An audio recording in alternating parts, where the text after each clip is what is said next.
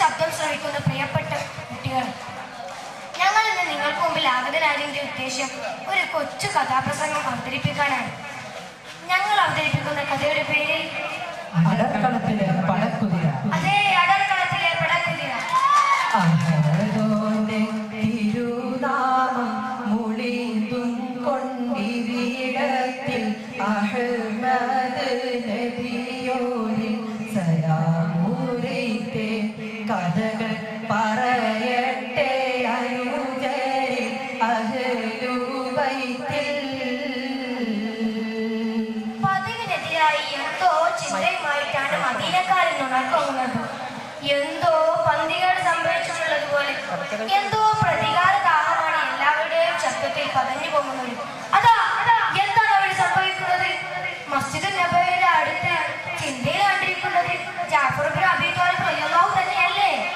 പുണ്യ നബിയുടെ എല്ലാമായിരുന്ന അബീ ത്വാലിബ് റളിയല്ലാഹു അൻഹുവിന്റെ പ്രിയപുത്രൻ ജാഫർ, ധീരനുമായ അലിയാ തങ്ങളുടെ പ്രിയ സഹോദരൻ ജാഫർ കണ്ടാൽ റസൂലാണെന്ന് തോന്നിപ്പോകും. അതേ മുഖം, അതേ കണ്ണുകൾ. വരൂ, നമുക്ക് അദ്ദേഹത്തിന്റെ വാക്കുകൾക്ക് കാതോർക്കാം. പരിശുദ്ധ റസൂലിന്റെ തിരുസത്യം പെടുത്താരിൽ ബസുറയിൽ ചൊന്നാരെ, അവിടെ പരിപൂർണ മതത്തിന്റെ തിരുസത്യം പരത്തുവാൻ വിധിച്ചൊരു പുന്നാരെ, അവരെ ശുർഹബിൽ കൊന്നാരെ. പരിശുദ്ധ റസൂലിന്റെ തിരുസത്യം പെടുത്താരിൽ ബസുറയിൽ ചൊന്നാരെ, അവിടെ പരിശുദ്ധ മതത്തിന്റെ തിരുസത്യം പരത്തുവാൻ വിധിച്ചൊരു പുന്നാരെ, അവരെ ശുർഹബിൽ കൊന്നാരെ. ആദരവായ ഹബീബിന്റെ വിശുദ്ധ പ്രസ്ഥാനമായ ദീനുൽ ഇസ്ലാമിനെ ബസ്റയിൽ പ്രചരിപ്പിക്കാനെത്തിയ ഹാരിസ് ഇബ്നു ഉമൈറിനെ ശുറഹ്ബീൽ എന്നൊരു നീചൻ കൊന്നുകളഞ്ഞിരിക്കുന്നു. ഇനി നമ്മുടെ ഹാരിസ് ഒരിക്കലും നമ്മുടെ കൂട്ടത്തിലേക്ക് തിരിച്ചു വരികയില്ല. ഇല്ല, അവനെ ഞാൻ ഒരിക്കലും വെറുതെ വിടുകയില്ല. അണ പൊട്ടിയൊലിക്കുന്ന കലങ്ങൾക്കിടയിലും ജാഫർ ഇബ്നു അബീ ത്വാലിബ് റളിയല്ലാഹു അൻഹു തന്റെ സാധനം വീട്ടിൽ ഒരു പ്രഖ്യാപനം നടത്തി. മദീന യുദ്ധകാലമായി ഒരുങ്ങിയിരിക്കുകയാണ്. സ്വഹാബത്തുകൾ പുണ്യ നബിയുടെ വാക്കുകൾക്ക് കാതോർക്കുകയാണ്. എന്താണ് പുണ്യ നബി അവരോട് പറഞ്ഞത്? റസൂലുള്ളാഹിമറായ സ്വഹാബത്തോരേ, ഇരുലോകം ജയിക്കുവാൻ അഖിലവും ത്യജിച്ചുള്ളോരേ. റസൂലുള്ളാഹിമറായ സ്വഹാബത്തോരേ, ഇരുലോകം ജയിക്കുവാൻ അഖിലവും ത്യജിച്ചുള്ളോരേ. മുന്നിൽ നിന്ന് ജഫറും അബ്ദുള്ള പിന്നിൽ ചേർന്ന് ഇടലിലടരടിത ചെന്നിടാൻ ഫിർദൗസിൽ കഴിയണം റഹീമായോരേ. ചേരോട് തീരിനെ നിർത്തണം ഖദീമായോരേ.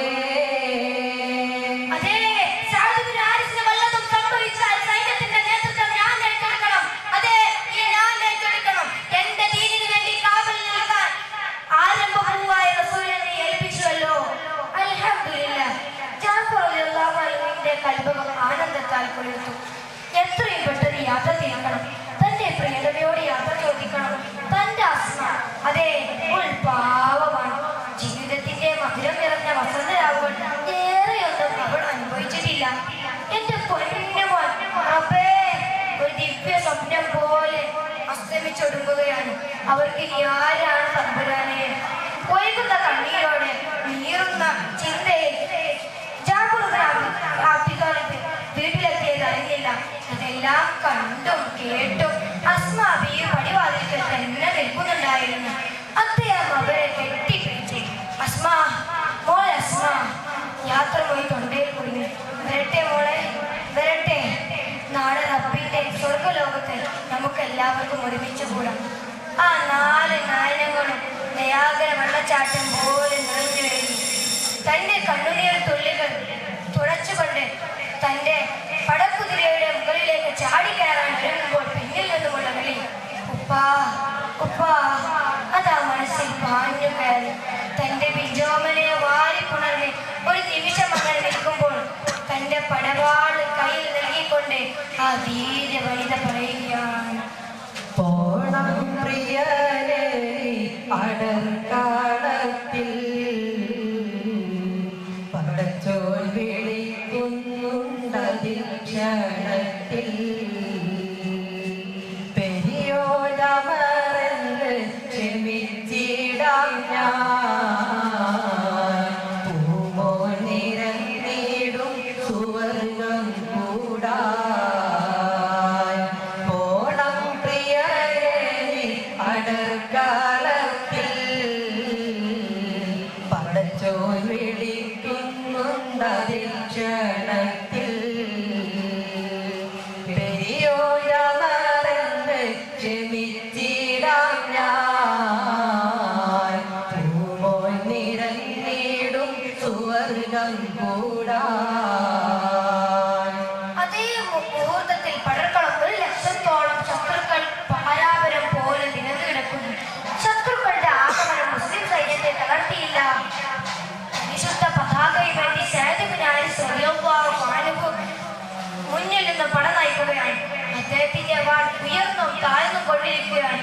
നിർഭാഗ്യമെന്ന് പറയട്ടെ, അപ്രതീക്ഷിതമായി വെട്ടേറ്റുകൊണ്ട് സയ്യിദ് ഇബ്നു ഹാരിസ് റളിയല്ലാഹു അൻഹുവിന്റെ മേലിൽ നിന്നും രക്തം ഒലിച്ചു കിടക്കുമ്പോൾ ആ പരിശുദ്ധ പതാക തന്റെ നെഞ്ചിലേറ്റിക്കൊണ്ട് അല്ലാഹു അക്ബർ അല്ലാഹു അക്ബർ എന്ന അമരനാമം ഉയർത്തിക്കൊണ്ട് തന്റെ വാളുകൊണ്ട് തലങ്ങും വിലങ്ങും ശത്രുക്കൾ വെട്ടാൻ തുടങ്ങി. ശത്രുവിന്റെ തല അന്തരീക്ഷത്തിൽ കരിയില പോലെ പാറി കളഞ്ഞു.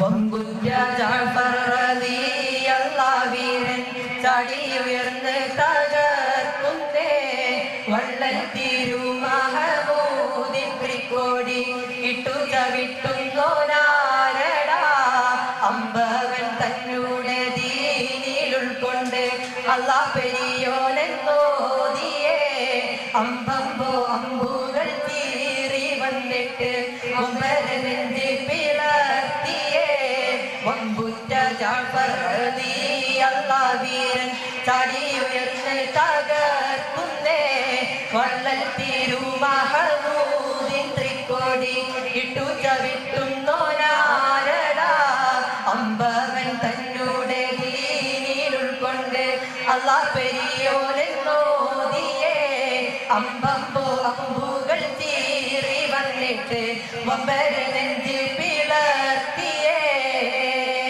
ഒരു കാവാലകന്റെ വെട്ടേറ്റുകൊണ്ട് മഹാനവറുകളുടെ വലതു കൈ അറ്റി വീണു. സുബ്ഹാനല്ലാഹ്, കുറച്ചു സമയത്തിനകം അദ്ദേഹത്തിന്റെ ഇടതു കൈ ഒറ്റ തൂങ്ങിയിരുന്നു. ഇല്ല, എന്റെ വലതു കൈ വെട്ടിയിട്ട് എന്റെ ഇടതു കൈ മുറിച്ചിട്ട് എന്റെ ഹബീബിന്റെ വിശുദ്ധ പതാക നിലത്തിട്ട് ചവിട്ടാൻ ഞാനൊരു ധിക്കാരിയെയും അനുവദിക്കില്ല. തന്റെ പകുതി ഛേദിക്കപ്പെട്ട രക്തം ചുറ്റുന്ന കൈത്തുണ്ടുകൾക്കിടയിലൂടെ ആ വിശുദ്ധ പതാക തന്റെ നെഞ്ചിലേറ്റിക്കൊണ്ട് ആ ധീര യോദ്ധാവ് സധൈര്യം നിലകൊണ്ടു. കളിതുള്ളിയ ശത്രുക്കൾ അദ്ദേഹത്തെ കടിച്ചു കുടഞ്ഞു. ഇതിനിടെ ഒരു ഭാഗത്തു നിന്നുള്ള ചാട്ടുവിൽ ആ വീരശൂര പരാക്രമയുടെ മാറിടം നടുക്കെ പിളർത്തി. പുണ്യാത്മാവ്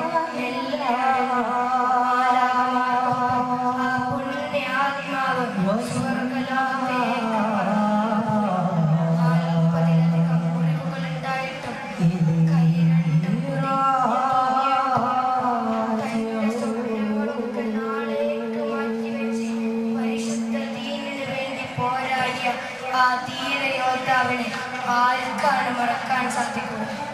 മരണം പതിച്ചല്ലോ പീശ പാപ്പാ പൂമോൻ മിഴി രണ്ടും തുടച്ചു നിൽപ്പാ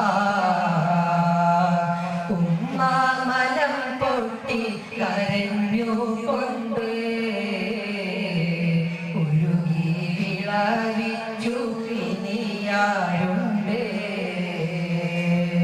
കനിയാം പ്രിയ മകൻ അനാഥനായി കരയാനെ കണ്ണീർ നിലച്ചു പോയി മനസങ്കടം തീർക്കാൻ നമുക്കാരുണ്ട് കൽബും വിഷാദത്തിൽ മുഴുകിയുണ്ട്